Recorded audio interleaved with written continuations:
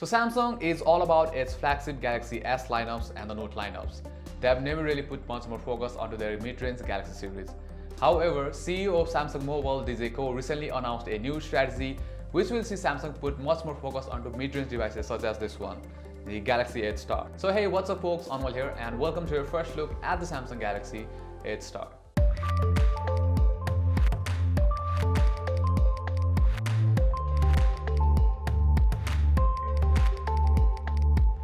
Now this is the first time Samsung is using a vertically stacked dual cameras on the back. It might seem familiar to iPhone X, but the fingerprint placement on the 8 Star makes it look a little different. Also, the design language of the 8 Star is rather more boxy. Design-wise, it looks kinda similar to the Note 9 with its boxy approach, and this thing is almost the same size as that of the Note 9 and it's bigger than the S10 Plus. Now onto the back of this phone, Samsung has gone with the glass back to give it a more premium look and feel. Also, the edges are slightly curved and we get a metal frame on the sides as well. On the front, the bezels are not as small as the Note 9 or the S9 Plus, but they are small nonetheless. The power button is on the right alongside the hybrid dual SIM tray.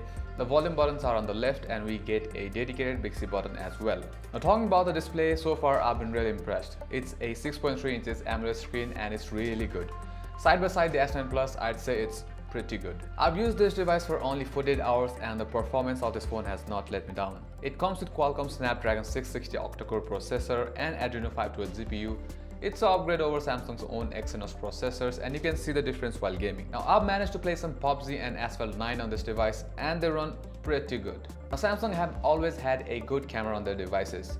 Similarly, Galaxy 8 Star rocks dual camera on the back, primary sensor being a 16MP f1.7 and the secondary sensor is a 24MP f1.7. I've clicked handful number of pictures and I will say that its camera is quite impressive.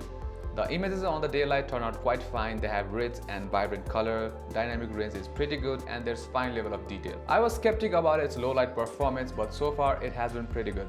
Here I took some indoor photos and they look really nice. Just to see the difference, the one clicked with the S10 Plus has more details and accurate color, but the one shot with the 8 Star is certainly keeping up. Now here are some more night light photos and they are quite good for a mid-range phone.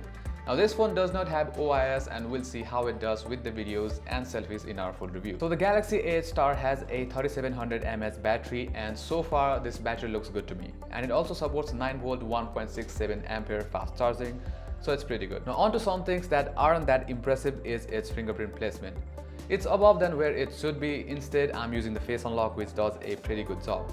Now for a phone with price tag of 60K, I would have loved a stereo speaker setup, but sadly there's only a single down-firing speaker. It sounds good though, it's not bad. Now the Snapdragon 660 is not a big deal for a phone that costs Rs 60K, but we'll see if it's worth the price tag in our full review.